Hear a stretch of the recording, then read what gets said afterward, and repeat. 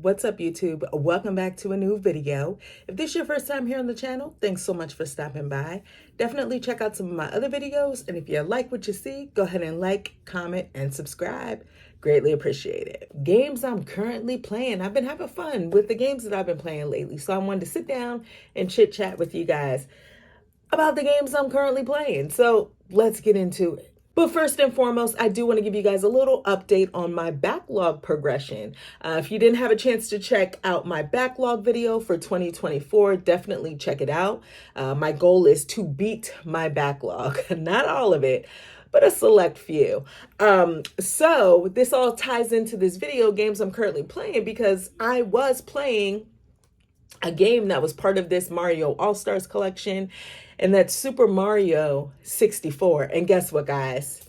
I finally did it. I finally beat Super Mario 64. Super Mario 64 has haunted my backlog for years. Years it's been on there. And I don't want to talk too much about it because I feel like I've spoken about Super Mario 64 enough in the past videos. Look, I realize it's a retro game, and it's even harder to go back to retro games that are 3D, right? I appreciate Mario 64, the open worldness of it. I think that was a really cool idea to make it an open world platformer, right? Where you can go and explore this big castle. I also really appreciate the fact that when you hop into a world, there are the different levels there, and then you have to sit there and try to figure out how to get a star in that particular level. And I really did like that. But boy, oh boy, those camera controls can kick rocks barefoot, y'all. The camera controls are garbage.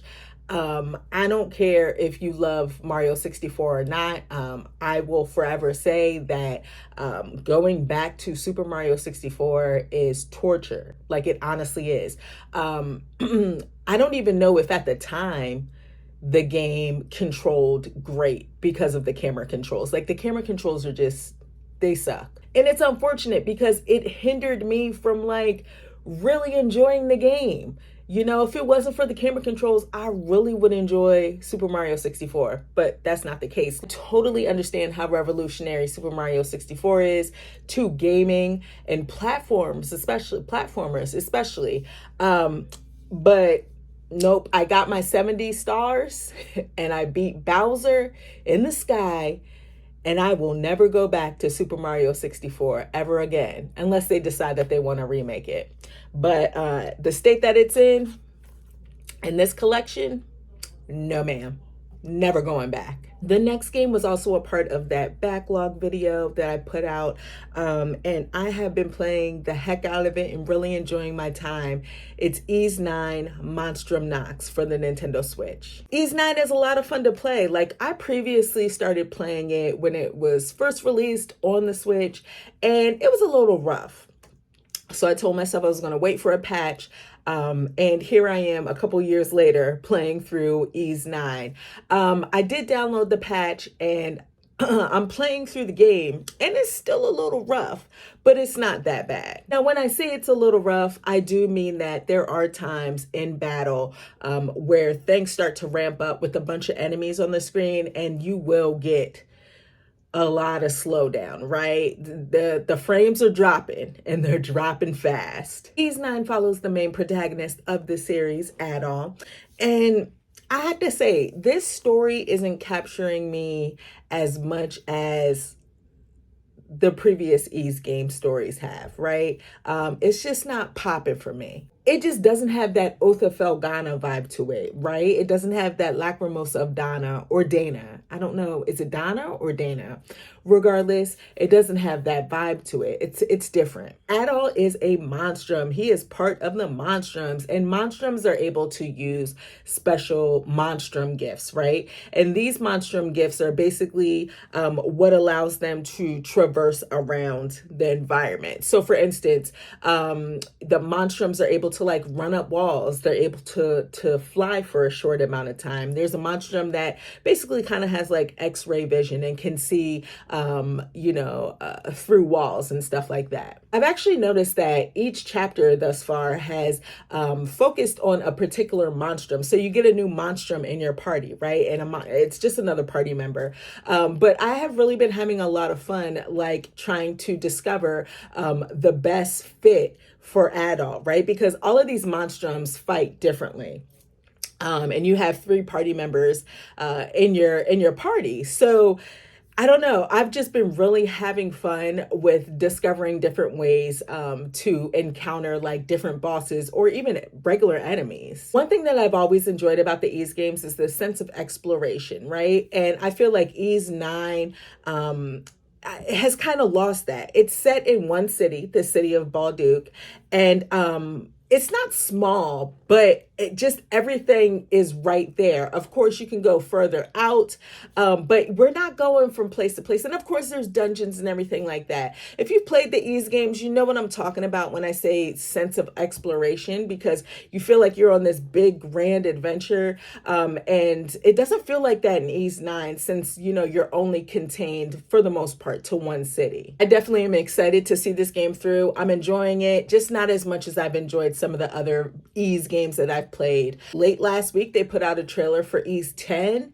and I'm hyped. It says fall 2024, so another awesome action RPG to look forward to this year. On my Steam Deck, I've been playing Goodbye Volcano High. Goodbye Volcano High is pretty much like a narrative adventure, right? I almost want to call it a visual novel because that's what it feels like. I do want to mention, because I know some people do have a problem with like anthropomorphic like animals, right? And in this case, they're all dinosaurs that can talk. You play as the main character, Fang, who is non-binary, and I don't know what kind of dinosaur they are.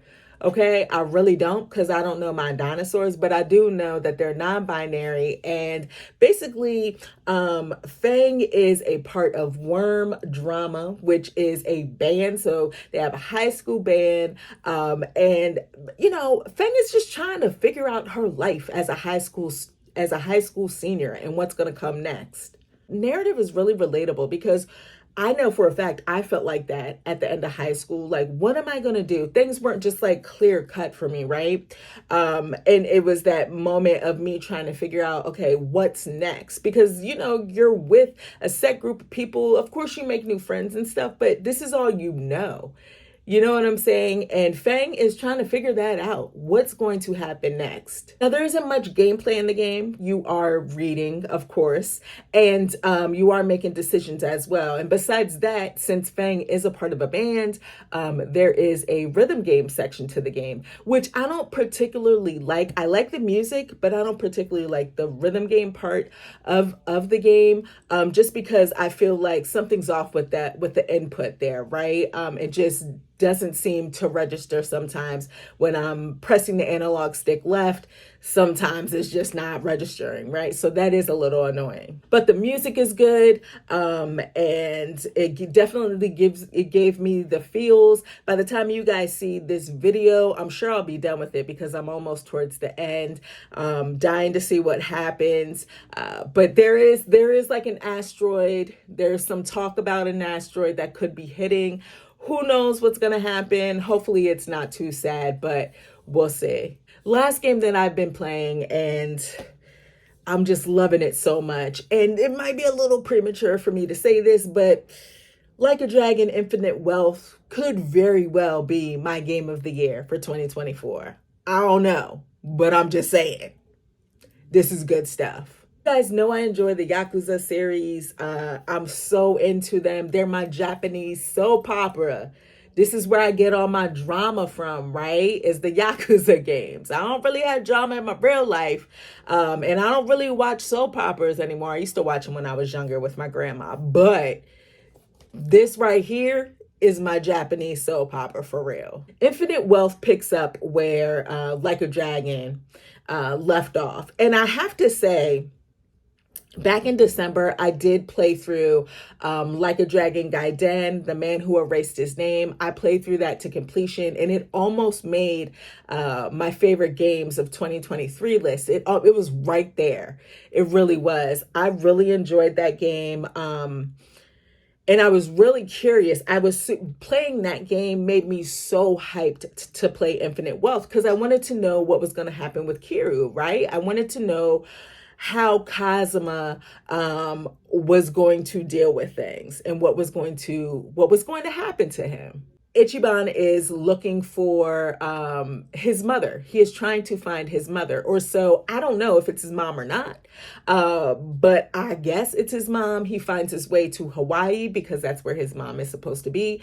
And this is where all of the shenanigans take place, in Hawaii, right? On the big island. I mean, there's a lot going on. I put about like 30 or so hours into the game, and I'm only on I'm only like, as far as the story goes, because typically there's usually 13, 14 chapters in a Yakuza game. I'm only at chapter 6, right? And I just started chapter 6. There is so much to do in Like a Dragon Infinite Wealth. There's like a Pokemon knockoff in this game. It's called Sujimon. And you're basically going around fighting Sujimon, or like the bad guys in the game, right? So there seems to be a bunch of Sujimon. You go around, fight them, try to capture them, and then you have them battle against each other. It's wild. There's also raids in the game too. Like there would be Pokemon raids. There's Sujimon stops, like Pokemon stops. Like, it's really weird, but I love it. There's also the typical things that you have in these type of Yakuza, or I'm sorry, Like a Dragon games, right? Of course, you can do activities like play darts and what else is there? Shogi. Gosh, you can go to the Sega arcade and play what is it? Sega Bass Fishing, right? There are little crane games. There's just a ton of stuff in Infinite Wealth. What I really enjoy the most is just the relationship building in these games, right? And there's a lot of relationship building in Infinite Wealth. You basically can go to certain parts of the map and kind of trigger like a conversation between the gang, which I think is really cool. And it really helps you to get to know all of your party members. And of course, there's drink links. Drink links are back. It's basically where you meet up at the bar and you have a drink with one of your party members and you get to know more about them on a deeper level. Combat's great. I mean, this is an RPG. The combat's great. There's a big old dungeon in the game as well.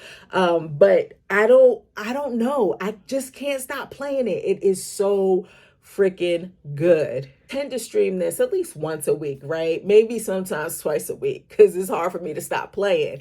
But I hit the part in my last stream where I got to Dondoki Island, which is basically the Animal Crossing like mini game in Infinite Wealth. Basically, Dandoko Island is very similar to Animal Crossing, right? It's part of this island, and you're trying to attract people to your island. You're catching bugs. Okay, you're crafting furniture to bring people to Dandoko Island. You're fishing. The Animal Crossing vibes are deep.